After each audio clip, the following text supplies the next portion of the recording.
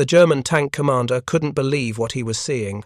His crew had just knocked out an American Sherman tank in the bocage country of Normandy, July 1944, and when they cautiously approached the smoking hull, they expected to find the usual horror: a crew compartment turned into a crematorium, ammunition cooking off in chains of catastrophic explosions, metal twisted by internal fires hot enough to melt steel.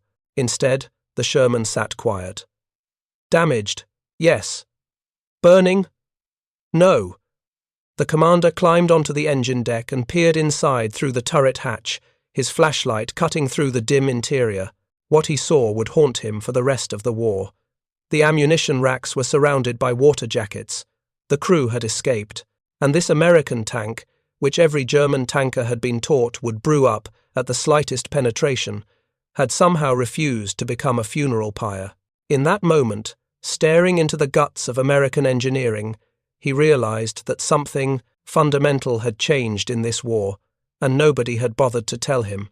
Before we jump back in, tell us where you're tuning in from, and if this story touches you, make sure you're subscribed because tomorrow I've saved something extra special for you. The German panzer forces of 1944 had built their tactical doctrine on a simple, brutal truth: American Sherman tanks burned. The phenomenon was so common, so reliable, that it had earned a nickname among Allied crews themselves, Ronsons, after the cigarette lighter company whose slogan promised lights first time, every time. German tank commanders had learned to aim for the hull, where American ammunition sat in racks along the sponsons, dry and exposed, waiting to turn kinetic energy into catastrophic fire.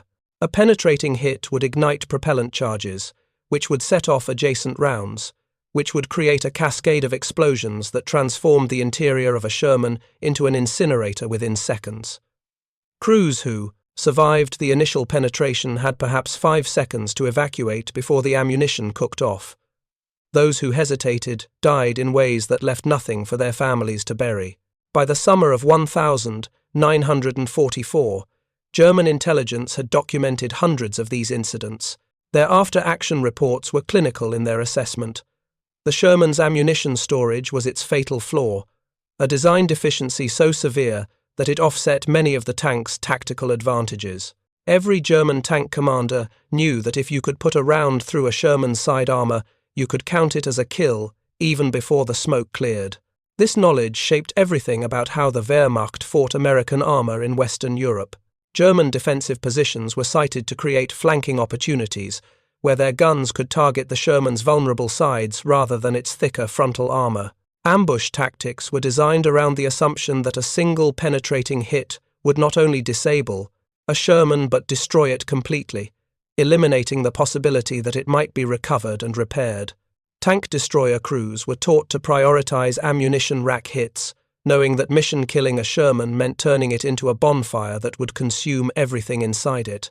The psychological impact of this vulnerability rippled through American armored units, creating a terror that no amount of tactical training could fully suppress. Crews developed their own informal doctrine for surviving a penetration. The instant you felt the impact, you moved, you didn't think, you didn't assess, you abandoned the vehicle immediately, because staying inside for even a few extra seconds could mean the difference between escape and cremation. Some units reported that experienced crews could evacuate a hit Sherman in under 4 seconds, a response time driven by pure survival instinct and the knowledge that their own ammunition was as dangerous to them as enemy fire. The statistics told a grim story. In the early months of the Normandy campaign, roughly 60 to 80% of Sherman tanks that suffered armor penetration subsequently burned. The American military, normally meticulous in its record-keeping, struggled to compile exact figures because the fires often consumed not just the tanks, but any evidence that might have been used for detailed post-battle analysis. What survived were testimonies from tank crews, reports from recovery units, and the haunting photographs of Sherman hulls burned so completely that the armor had warped and the turrets had collapsed into the chassis. Ordnance officers studying these losses traced the problem to a fundamental design choice made years earlier, when the Sherman was still on drawing boards and America was not yet at war. The ammunition had been stored in sponson racks along the sides of the hull, a location chosen for accessibility and ease of loading, but one that placed propellant charges directly in the path of incoming enemy fire. The racks themselves were simple metal frameworks, with no protective features beyond the tank's own armor, which meant that any penetrating hit in the wrong location would send molten fragments directly into exposed ammunition.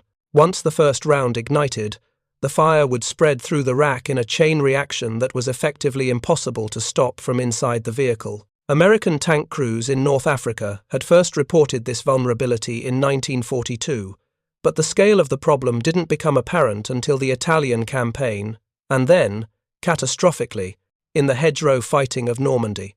The bocage terrain of northern France created the perfect environment for these lethal ambushes. German anti-tank guns and panzers could hide in the dense vegetation and wait for American armor to expose itself, crossing the narrow lanes between hedgerows, then fire into the Sherman's sides at close range. The kill rates were devastating. Some American armored battalions lost 50% of their tanks in the first weeks of the Normandy campaign, and the majority of those losses involved catastrophic fires.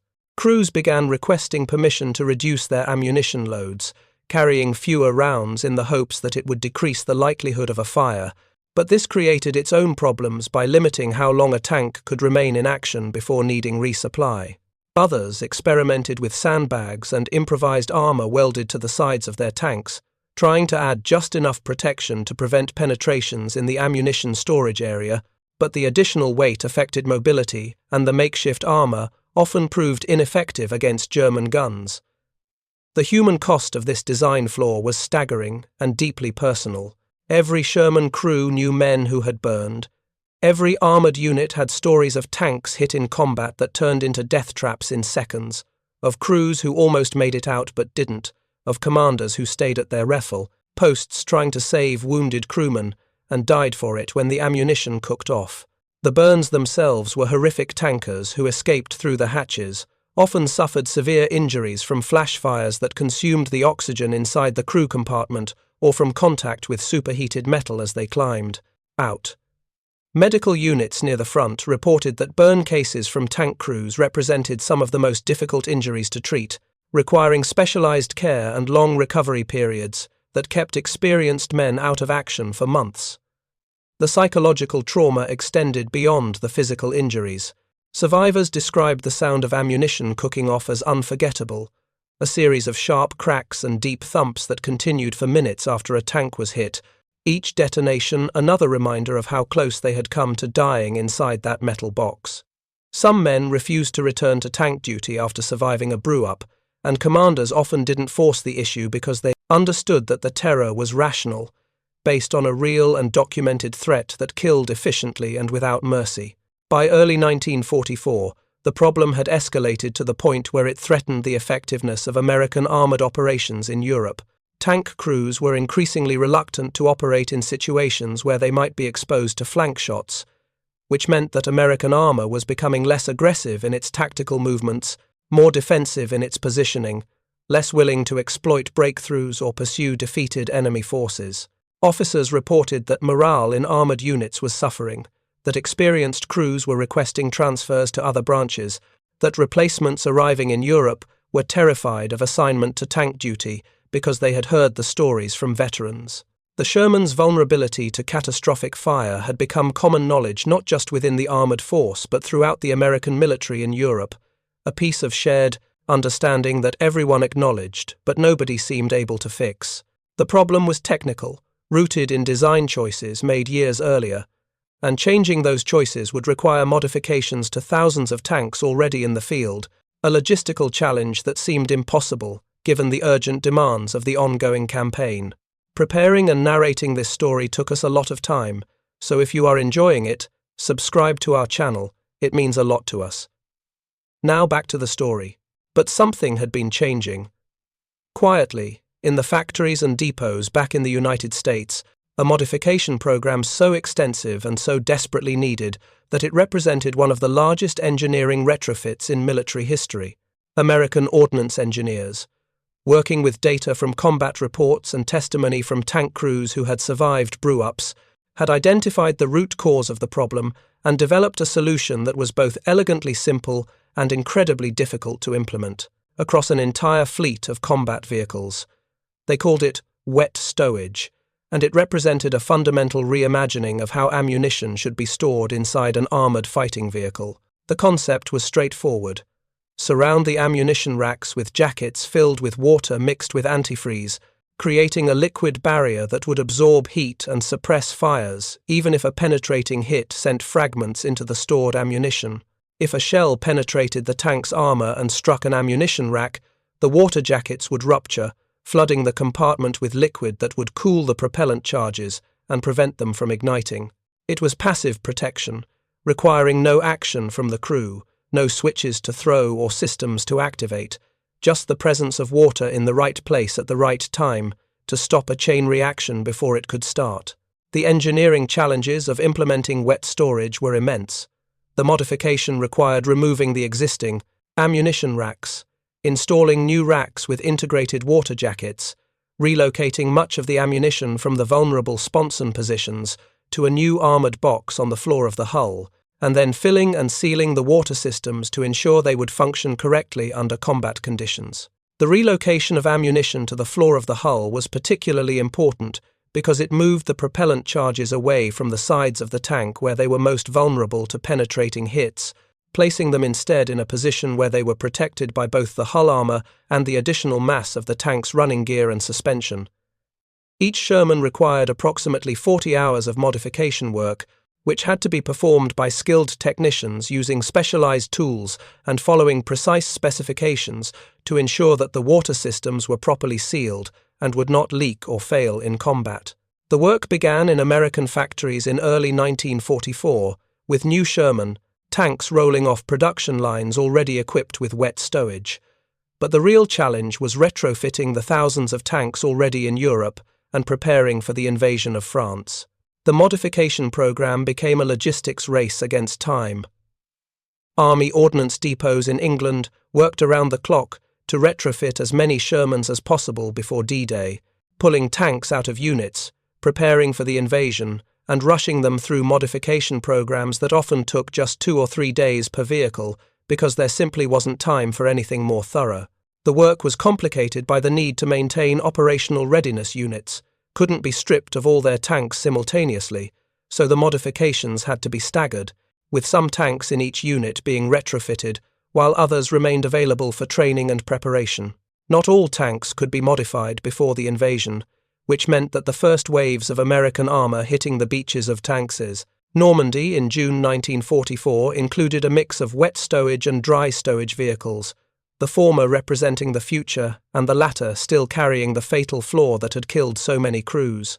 The modification program continued throughout the summer, with tanks being pulled from frontline units when possible and sent to rear area depots for retrofit, but the demands of combat meant that many dry stowage Shermans remained in action well into the fall of 1944, their crews fully aware that they were operating vehicles with a known and potentially fatal vulnerability. The first reports of wet stowage Shermans surviving hits that should have caused catastrophic fires began filtering back to ordnance units in July 1944, just weeks after the Normandy invasion. Tank commanders reported being hit by German anti-tank fire, feeling the sickening impact of a penetrating round, preparing for the ammunition to cook off, and then nothing, no fire, no secondary explosions, just damage to the tanks, systems, and perhaps injuries to the crew, but no catastrophic brew-up.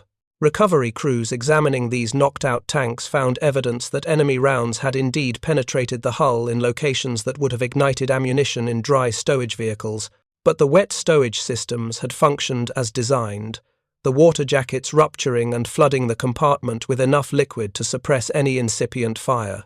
In some cases, individual rounds had been struck directly by fragments and had begun to smoulder, but the presence of water had prevented them from reaching ignition temperature, leaving behind scorched propellant charges that were damaged but not destroyed, clear evidence that the system was working even under the most severe conditions. The implications of these early reports were profound but not yet fully understood. Individual crews knew that their tanks had survived hits that should have killed them, and they talked about it with other crews, spreading stories of 25 near misses and miraculous survivals that gradually built awareness within armoured units that something had changed. But the full scope of the transformation wasn't apparent until ordnance officers began compiling statistics from multiple units over several months of combat, comparing the survival rates of wet stowage and dry stowage tanks in similar combat situations. The data revealed a dramatic shift. While dry stowage Shermans continued to suffer catastrophic fires in 60 to 80% of penetrating hits, wet stowage tanks burned in less than 15% of similar situations. The modification had reduced the likelihood of a fatal fire by roughly 75%, transforming the Sherman from a vehicle with a well-documented tendency to burn into one that, while still vulnerable to enemy fire, was far more likely to protect its crew even when hit. This was not a marginal improvement, but a fundamental change in survivability, the kind of engineering success that saves hundreds or thousands of lives over the course of a campaign. But in July 1944, most German tank commanders didn't know any of this. Their intelligence had not caught up to the modification program. Their tactical doctrine still assumed that penetrating a Sherman meant destroying it completely, and their experience in combat had reinforced over and over again that American tanks burned reliably when hit in the ammunition storage areas. They had no reason to suspect that anything had changed, no indication from their own high command that American engineering had addressed the vulnerability, no warnings that their tried and true tactics might suddenly become less effective. The German military in mid-1944 was under immense pressure, fighting a multi-front war with increasingly limited resources, and their intelligence services were focused on strategic questions about Allied invasion plans and order of battle rather than technical details about modifications to individual tank models. So when German crews encountered wet stowage Shermans in combat, they were operating under assumptions that were no longer valid, expecting outcomes that would no longer reliably occur, and the confusion and cognitive dissonance when those expectations were violated would prove deeply unsettling. The engagement happened on a narrow farm road east of Saint-Lô, where the hedgerows grew so thick that visibility dropped to less than 50 meters in any direction. A platoon of American Shermans was advancing cautiously through the bocage, supporting an infantry company tasked with clearing German positions from a series of fortified farmhouses. The lead tank rounded a corner where an ancient stone wall met an overgrown hedge, and in that instant, a German Panther positioned in a hull-down position 300 meters away fired its 75mm gun. The round struck the Sherman's right sponson with the distinctive crack of steel punching through armor, and the American tank lurched to a stop, its engine still running, but its crew suddenly confronted with the reality every tanker dreaded.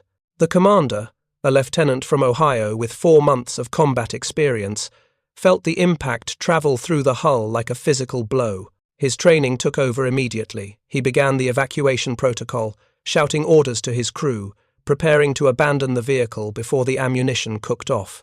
But seconds passed, then 5 seconds, then 10, and there was no fire. The interior of the tank smelled of burnt metal and cordite, but there were no flames, no secondary explosions, no indication that their ammunition was about to turn the crew compartment into a crematorium. The driver, following procedure, shut down the engine. The gunner, already halfway out of his hatch, paused and looked back into the turret. The loader, pressed against the turret wall, realized he was still alive and not burning. And the commander, his hand on the rim of his hatch, ready to pull himself out, made a decision that would have been unthinkable. In a dry stowage Sherman, he stayed inside to assess the damage.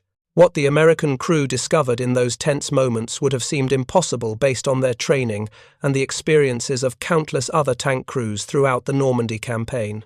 The German round had penetrated the sponson armor exactly where ammunition had been stored in older Sherman models, and it had indeed struck the edge of an ammunition rack. But instead of igniting the propellant charges and starting the catastrophic chain reaction that everyone expected, the water jackets surrounding the ammunition had ruptured, flooding the compartment with water and antifreeze mixture that immediately cooled any fragments and suppressed the initial heat that might have led to ignition. The crew could see the damage. The sponson wall was torn open, equipment was destroyed, and several inches of liquid now sloshed around the floor of the crew compartment. They were alive, conscious, and still inside their tank. The commander made a quick assessment. The Sherman was immobile. The track had been damaged by the same hit that penetrated the sponson, and they were sitting exposed on a narrow road with a German Panther still covering their position. But the tank's gun was still functional, the turret could still traverse, and they still had main gun rounds loaded and ready. Instead of abandoning their vehicle and retreating on foot as doctrine dictated for a knocked-out tank, the crew decided to fight from their disabled position, using their Sherman as an improvised pillbox while they waited for support. The German Panther commander, observing from his concealed position, expected to see the American tank burn. When it didn't, his first assumption was that his gunner had somehow missed or that the round had failed to penetrate, possibilities that seemed unlikely given the distance and the clear sound of impact, but more plausible than the alternative that an American Sherman had absorbed a direct hit in the ammunition storage area and survived without fire.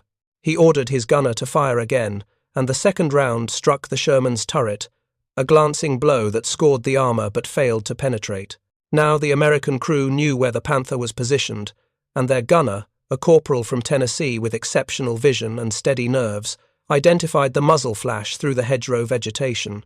The Sherman's 76mm gun was already loaded with armor-piercing ammunition, and the gunner made the precise adjustments necessary to put a round through the narrow gap in the hedgerow where the Panther's gun had appeared.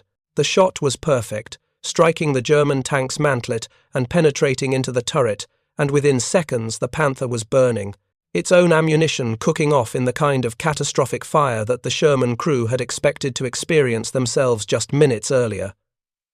The irony was not lost on the American commander. His tank had been saved by a modification he hadn't fully understood or trusted, and now a German crew was dying in the fire that American tankers had learned to fear as their own inevitable fate. When recovery units reached the disabled Sherman later that day, they found the crew still inside, still alert, guarding their immobilized tank and waiting for evacuation. The recovery officer, a captain who had seen dozens of burnt-out Shermans over the past month, approached the tank, expecting to find dead men or at best severely wounded survivors, and instead discovered a crew that was shaken but largely uninjured, standing around their tank and discussing the technical details of what had just happened to them. The captain climbed onto the hull to inspect the damage, and what he saw stopped him completely. The penetration was obvious, a jagged hole in the sponson armor surrounded by the characteristic petaling of steel that indicated a clean punch-through, and inside the hull he could see the ruptured water jackets and the flooded ammunition storage area. This was the modification he had heard about in briefings, the wet stowage system that ordnance officers had promised would reduce catastrophic fires, but seeing it function in actual combat was different from reading about it in technical documents.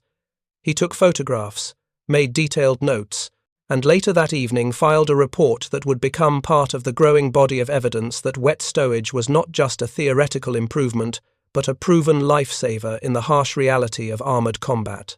The German Panther crew's fate became known only after the area was fully secured, and American infantry moved forward to clear the knocked-out enemy vehicles.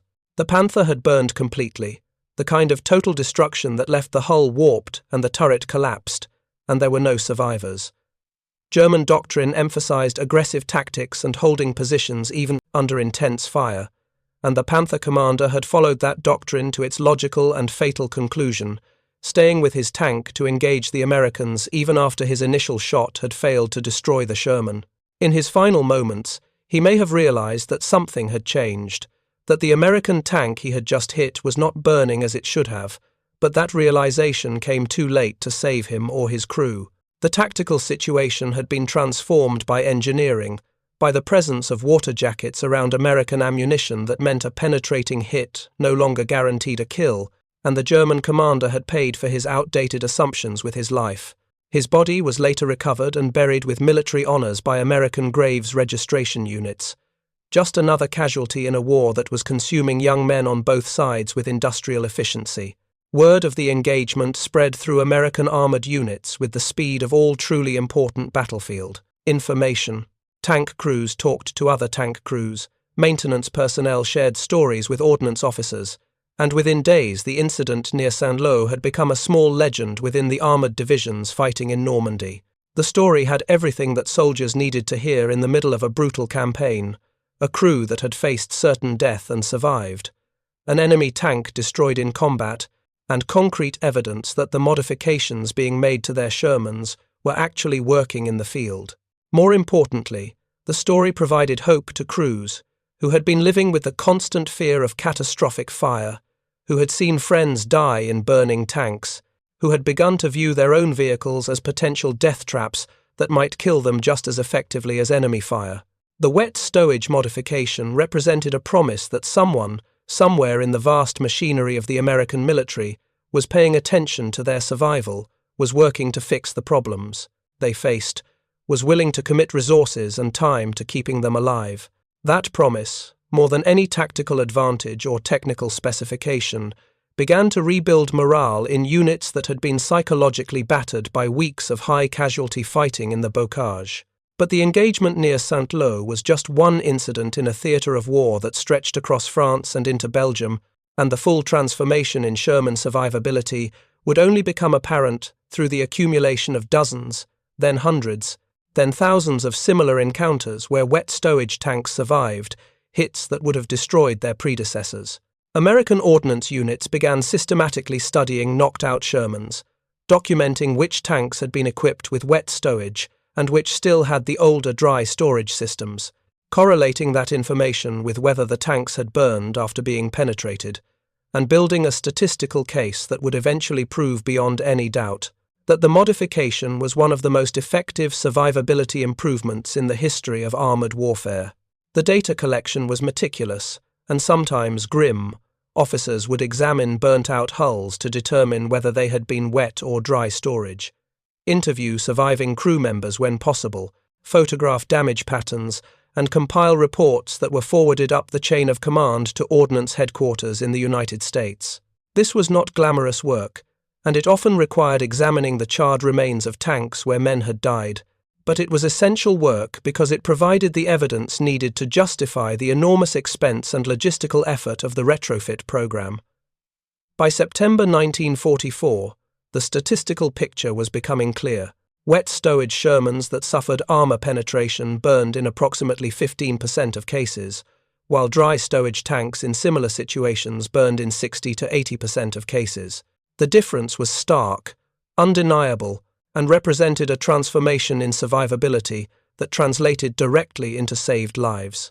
A tank crew operating a wet stowage, Sherman had roughly an 85% chance of surviving a penetrating hit without catastrophic fire, compared to perhaps a 20 to 40% chance in a dry stowage vehicle. Those odds changed everything about how crews perceived their vehicles and their own chances of survival. Tanks that had been viewed as rolling coffins became, while still dangerous and vulnerable to enemy fire, at least vehicles that gave their crews a fighting chance to survive and escape even when hit.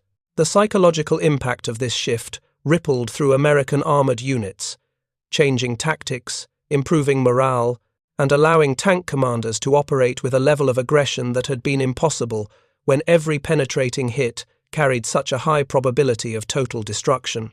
The German military's intelligence services eventually became aware that something had changed with American Sherman tanks, but the information arrived late and was incomplete. Reports from frontline units noted that American tanks seemed to be burning less frequently than they had earlier in the campaign, but these observations were often dismissed as statistical noise or attributed to changes in German gunnery effectiveness rather than modifications to the American vehicles themselves.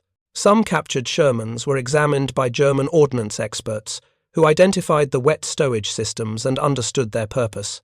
But this information did not propagate quickly through the German chain of command, and many frontline units continued to operate under the assumption that Shermans would burn reliably when penetrated. The institutional inertia of military doctrine meant that even when evidence of the modification became available, it took time for that knowledge to be incorporated into training, tactical planning, and the informal wisdom that tank crews shared with each other. German commanders in the fall of 1944 were facing multiple crises simultaneously: the deteriorating strategic situation, shortages of fuel and ammunition, the overwhelming numerical superiority of Allied forces, and the technical details of American tank modifications were, understandably, not their highest priority. The captured Sherman that shocked the German tank commander in the story's opening had been knocked out during a skirmish in the Ardennes forest in December 1944, during the opening days of what would become known as the Battle of the Bulge. The German offensive had achieved tactical surprise, and in the confusion of the first days, American units were sometimes overrun before they could establish defensive positions. A Sherman from an armoured battalion supporting the 106th Infantry Division had been hit by fire from a German Tiger tank, and the crew had evacuated, believing their tank would burn as Shermans so often did. But when German forces advanced and occupied the area, they found the Sherman intact, damaged but not destroyed, and a panzer commander ordered it examined to assess whether it might be repaired and pressed into German service.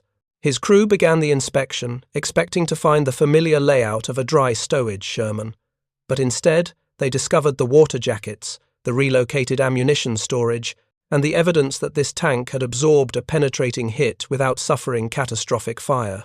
The commander was experienced, having fought on the Eastern Front before being transferred west, and he understood immediately what he was seeing. The Americans had fixed the problem, had engineered a solution to the vulnerability that German gunners had been exploiting for years, and nobody in the German military had bothered to inform frontline units that this change had occurred. His reaction, described later in documents captured after the war, was a mixture of professional respect and deep frustration. The Americans, he noted in a letter to a colleague, had identified a weakness in their equipment and had mobilized their industrial capacity to fix it, retrofitting thousands of tanks in the field while simultaneously continuing offensive operations. The German military, by contrast, was still fielding tanks with known deficiencies, still relying on designs that had been developed years earlier, still unable to leverage their theoretical technical superiority because they lacked the industrial capacity and resources to produce enough vehicles to matter.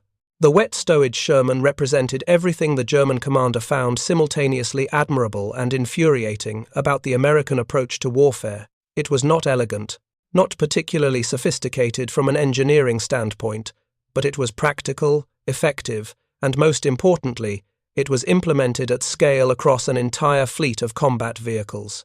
The Americans, he concluded, were winning the war not because they had better individual, soldiers or superior tactics, but because they had built a military-industrial system capable of identifying problems and solving them faster than their enemies could adapt. The testimony of German prisoners captured later in the Ardennes offensive provided additional evidence of how the wet stowage modification had affected German tactical calculations. Tank commanders, interviewed by American intelligence officers, reported that they had noticed American tanks surviving hits that should have destroyed them, that the reliable tactic of targeting ammunition storage areas seemed to be less effective than it had been earlier in the war, and that this change had created uncertainty in combat situations where German crews had previously operated with confidence. Some prisoners speculated that the Americans had developed new armor or were using different ammunition, theories that suggested they didn't fully understand what had changed. Others, particularly officers who had more access to technical intelligence, understood that the modification involved water-jacketed ammunition storage, but seemed unaware of how widespread the retrofit program had been, or how dramatically it had improved Sherman's survivability. The overall impression from these interrogations was of an enemy military that was tactically competent and professionally skilled, but was operating with incomplete information about the capabilities of the forces they were fighting, a knowledge gap that translated into tactical mistakes and unnecessary casualties. The engineering triumph of wet stowage was not just about the specific technical solution, but about the entire system that had made it possible, the combat reporting mechanisms that identified the problem, the ordnance officers who analyzed the data and developed a solution, the factories that manufactured the modification kits, the depots that installed them, and the logistics network that pulled tanks out of combat units for retrofit and returned, them to service as quickly as possible.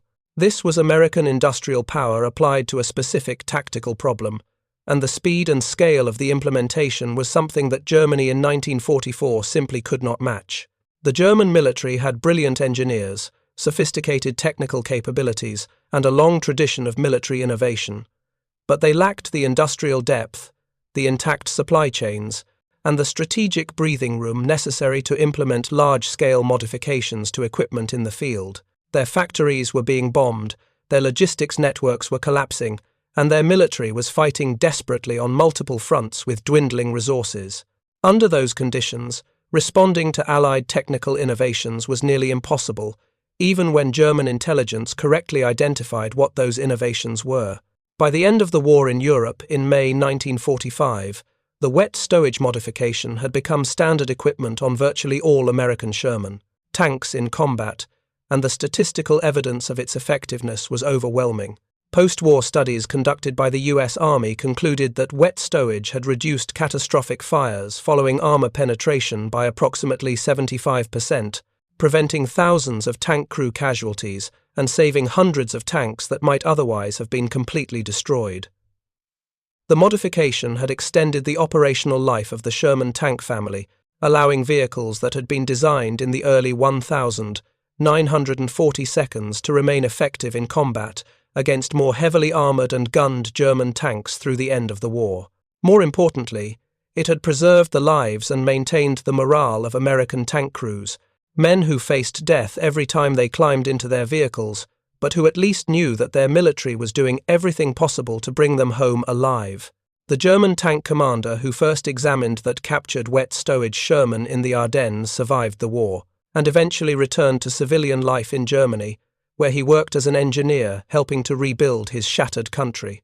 In interviews conducted decades later, he spoke about that moment of discovery, standing in the cold December air looking into the hull of an American tank and realizing that the war was already lost, not because of any single battle or campaign, but because the industrial and organizational capacity that could retrofit thousands of tanks in the middle of an active war was simply insurmountable. The wet stowage modification was not a wonder weapon or a revolutionary technology, he explained, but it represented something more important, a military that could learn from its mistakes, adapt its equipment, and implement solutions at a scale that reflected true industrial might.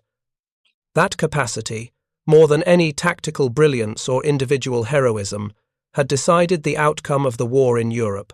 The Sherman tank, with its water-jacketed ammunition storage, was not just a technical improvement, but a symbol of how wars in the industrial age would be won, not by perfect designs, but by the ability to recognize flaws, develop solutions, and deploy them widely enough to change the calculus of combat. And on that cold day in the Ardennes, examining an enemy tank that should have burned but didn't, one German officer had understood exactly what he was seeing, the future of warfare, and his own side's inability to compete with it. The transformation in American tank crew confidence following the widespread implementation of wet stowage was documented in letters home, in unit journals, and in the quiet conversations that happened in bivouacs and maintenance areas across the European theatre. Sergeants who had been rotated home for training assignments after surviving multiple tank knockouts spoke to new recruits about the difference between the old Shermans and the modified versions, explaining in practical terms what the water jackets meant for their chances of survival. These were not technical briefings or official training sessions, but the informal transmission of knowledge that has always been how soldiers actually learn to survive in combat.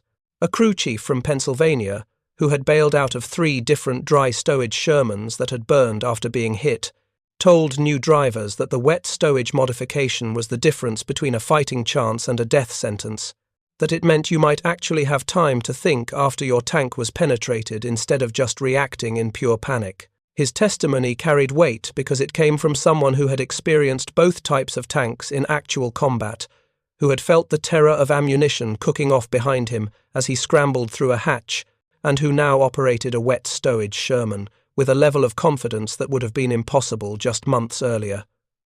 The impact of improved survivability extended beyond individual psychology to affect tactical doctrine throughout American armored units.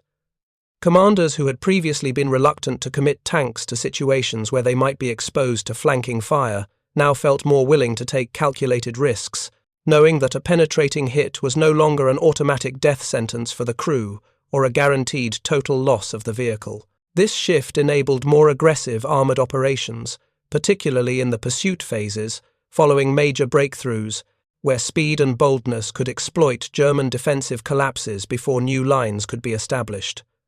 The wet stowage modification didn't make Shermans invulnerable or eliminate the dangers of armoured combat, but it changed the risk calculation in ways that allowed American commanders to use their numerical superiority more effectively.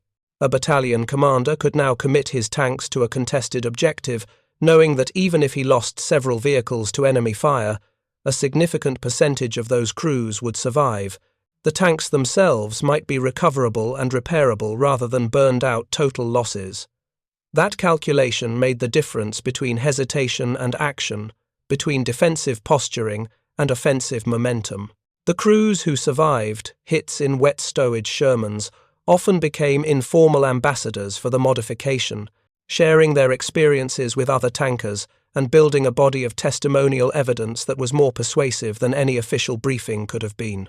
A loader from Illinois who had been inside a Sherman when a German 88mm round penetrated the sponson described hearing the impact, feeling the spray of water from the ruptured jackets, and then realizing with stunned amazement that he was still alive and not on fire. He remembered looking at his crew commander, seeing the same expression of shocked relief on the officer's face, and then watching as the commander made the decision to stay with the tank and continue fighting rather than evacuating as they had been trained to do. That decision was only possible because the wet stowage had functioned as designed, because the ammunition had not ignited, because the modification had bought them the time and safety to think rather than just react. Stories like his circulated through armoured divisions, creating a narrative of survival that counterbalanced the earlier stories of tanks burning and crews dying, slowly rebuilding the psychological foundation that had been eroded by months of high-casualty combat in the bocage and beyond. The statistical analysis conducted by Army Ordnance Departments after the war revealed patterns that individual crews could not have perceived in the moment, but that collectively demonstrated the profound impact of the wet stowage program. Tanks equipped with the modification not only survived more often when hit, but they also remained in service longer, required less extensive repairs when damaged, and could be returned to their units more quickly after being knocked out. A Sherman that absorbed a penetrating hit without burning might need new armor plates, welded on, mechanical repairs to damaged systems, and perhaps replacement of some internal components, but it was not a complete loss requiring months of depot-level rebuilding. This faster return to service meant that armored units maintained higher equipment readiness rates, that experienced crews stayed together longer because they weren't constantly being broken up and reassigned to replacement tanks, and that the institutional knowledge within tank platoons and companies could accumulate and be preserved, rather than being lost every time a vehicle burned. The wet stowage modification, in other words, contributed to unit cohesion and combat effectiveness in ways that extended far beyond the immediate moment of being hit by enemy fire. German veterans of the Western Front who survived the war and were later interviewed by military historians consistently identified the late war period as the moment when they fully understood that the conflict was unwinnable, not because of any single decisive battle, but because of the accumulation of small indicators that their enemies possessed resources and capabilities they could not match. The wet stowage Sherman was one of those indicators, a piece of evidence that the Americans could identify problems, engineer solutions, and implement them across thousands of vehicles while simultaneously maintaining offensive operations across multiple fronts. One former Panzer officer recalled examining a knocked-out Sherman in early 1945 and being struck by the quality of the welds on the water jacket installation, the precision of the manufacturing, the attention to detail in a modification that had been implemented in the field rather than in a factory. This, he explained, was what defeat looked like at the industrial level, not the dramatic collapse of armies or the fall of cities, but the quiet competence of an enemy who could afford to retrofit thousands of tanks with custom-manufactured components while your own forces were scrounging for spare parts and fuel. The modification represented a level of logistical depth that Germany simply no longer possessed, if it ever had. The human stories behind the statistics revealed the true meaning of the wet stowage program in terms that transcended technical specifications and tactical analyses. A tank commander from Texas survived the war because his Sherman's ammunition didn't ignite when a German anti-tank round penetrated his vehicle near the Ruhr pocket in March 1945. He returned home, married his sweetheart, raised 4 children, and lived to see his grandchildren graduate from college. His survival was directly attributable to a modification program that had been implemented based on combat reports from crews who had died in earlier burning Shermans, men whose sacrifice had at least contributed to a body of knowledge that eventually saved others. A driver from Michigan lived because engineers at an ordnance depot in England had spent 3 days retrofitting his tank in August 1944, installing water jackets around ammunition that would be struck by a German round 4 months later in Belgium. The chain of causation connecting individual survival to institutional innovation was long and complex, involving thousands of people, most of whom would never meet the men whose lives they saved. But that chain was real, and its effects were measurable in the most profound terms possible, human beings who lived rather than died. The legacy of the wet stowage modification extended into post-war tank design, influencing how militaries around the world thought about crew survivability and ammunition storage. The principle of using liquid or other materials to suppress ammunition fires became standard practice in tank development, incorporated into vehicles designed in the 1,000, 950 seconds, 60 seconds, and beyond. Modern main battle tanks employ sophisticated fire suppression systems, blowout panels that direct explosions away from crew compartments, and ammunition storage configurations that prioritize crew survival in ways that reflect lessons learned from the Sherman's evolution during World War II. The engineers who developed wet stowage could not have anticipated how influential their work would become, how their solution to an immediate tactical problem would help establish design principles that would protect tank crews for generations. Their contribution was not just to the American war effort in 1944–45, but to the broader evolution of armored warfare and military technology. The contrast between American and German approaches to the problem of tank survivability revealed fundamental differences in how the two militaries approached technological challenges under the pressure of total war. The American system, for all its flaws and inefficiencies, was able to recognize a problem, mobilize industrial resources to develop a solution, and implement that solution at scale even while conducting active combat operations across multiple theaters. The German system, despite possessing highly skilled engineers and a tradition of technical innovation, was increasingly unable to translate technical knowledge into practical improvements because the industrial and logistical infrastructure necessary for implementation had been systematically degraded by years of strategic bombing and resource depletion. The wet stowage modification succeeded not because American engineers were smarter than their German counterparts, but because the American military-industrial complex in 1944 still had the capacity to respond to field requirements with mass-produced solutions. That capacity, more than any single weapon system or tactical doctrine, determined the outcome of the industrial war in Europe. The personal testimony of tank crews who fought in wet stowage Shermans through the final months of the war in Europe emphasized that while the modification dramatically improved survivability, it did not eliminate danger or fear. Armored combat remained brutal and deadly, and crews still faced the constant possibility of injury or death from a variety of threats beyond ammunition fires. But the psychological difference between operating a vehicle where a penetrating hit meant probable incineration versus one where the same hit meant possible survival was profound and affected every aspect of how crews performed their duties. Men fought more effectively when they believed they had a reasonable chance of surviving, when they trusted that their equipment and their institution were designed with their welfare in mind, when they could see evidence that someone was paying attention to the problems they faced and working to solve them. The wet stowage modification provided that evidence in concrete, tangible form: water jackets around ammunition racks, relocated storage boxes on the hull floor, modifications that crews could see and touch and understand. That tangibility mattered because it transformed an abstract institutional promise into physical reality. The final months of the war in Europe saw American armored units equipped almost entirely with wet stowage. Shermans pushing deep into Germany, encountering increasingly desperate resistance from German forces that were collapsing under the weight of simultaneous offensives from east and west. In these chaotic combat situations, where small groups of German tanks and anti-tank guns fought delaying actions against overwhelming Allied forces, the improved survivability of American tanks meant that crews who were hit could often remain in the fight, either by continuing to operate their damaged vehicles or by quickly transferring to replacement tanks without having lost precious time to recovery from burn injuries. The cumulative effect of thousands of these small survivability improvements was an American armored force that maintained combat effectiveness, even as it sustained casualties, that could absorb losses and continue advancing, that demonstrated the resilience that comes from equipment designed with crew survival as a priority rather than an afterthought.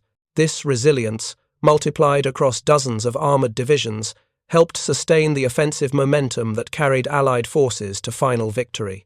The German tank commander who had examined that captured wet stowage Sherman in the Ardennes spent the final months of the war commanding increasingly desperate defensive positions as Allied forces closed in from all directions. His letters from this period, discovered after his death and published decades later, revealed a man who had maintained professional competence and personal honor even as he watched his military and his nation collapse around him. He wrote with respect about American engineering, with frustration about German strategic failures, and with grief about the young men dying under his command in battles that, everyone knew, were ultimately pointless. His observation about the wet stowage modification, that it represented not just technical competence, but institutional capacity, at a scale Germany could no longer match, appeared in his final letter, written just days before the war ended.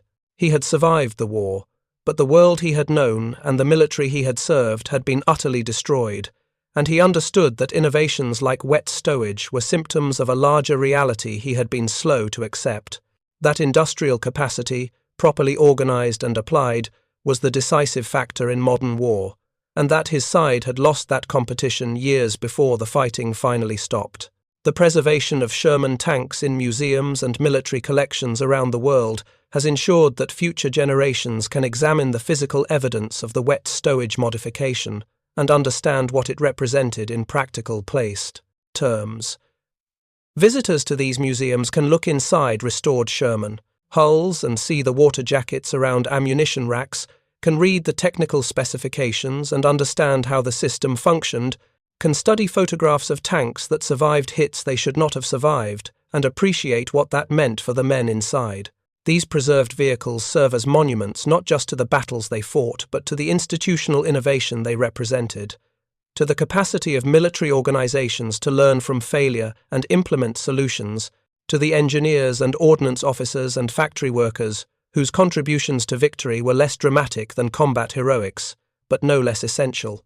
The wet stowage Sherman stands as evidence that warfare in the industrial age is won not just on battlefields, but in factories, depots, and engineering offices, by people who solve problems and implement solutions at scale while the fighting continues. The mathematical reality of the wet stowage program, that it reduced catastrophic fire rates from 60 to 80% down to 15%, that it saved thousands of lives, that it extended the operational effectiveness of an entire tank design tells only part of the story. The human reality was more complex and more profound. It was about crews who climbed into their tanks each morning with slightly less fear than they had felt months earlier, about commanders who could make tactical decisions without being paralyzed by the knowledge that their men were riding in death traps, about families who received letters from sons and husbands instead of telegrams from the War Department, about young men who survived the war and went on to live full lives because someone had thought to put water jackets around ammunition racks. The modification was a triumph of practical engineering applied to a specific tactical problem, but its real significance lay in what it represented about how organizations can respond to challenges, how industrial capacity can be leveraged to save lives, and how attention to detail in design and implementation can make the difference between life and death multiplied across thousands of individual cases. The story of wet stowage Shermans and the German crews who encountered them with shock and confusion is ultimately a story about adaptation and learning in the crucible of combat. It demonstrates that technical problems, even those that kill hundreds of men, can be solved when institutions are willing to acknowledge failures, invest resources in solutions, and implement changes at the scale necessary to matter. It shows that the most important innovations in warfare are often not the dramatic new weapons or revolutionary tactics, but the incremental improvements in survivability and reliability that allow armies to sustain operations over long campaigns. And it reveals that the men who fought in these modified tanks, who lived because someone had made the institutional decision to prioritize their survival, carried with them for the rest of their lives the knowledge that they had been valued not just as soldiers but as human beings whose lives were worth the effort required to protect them. That knowledge, that sense of being valued by the institution they served, was perhaps the greatest gift the wet stowage program gave to the men who benefited from it, not just survival itself, but the understanding that their survival mattered to someone beyond themselves and their immediate comrades. Up next, you've got 2 more standout stories right on your screen. If this one hit the mark, you won't want to pass these up. Just click and check them out. And don't forget to subscribe and turn on the notification bell so you don't miss any upload from us.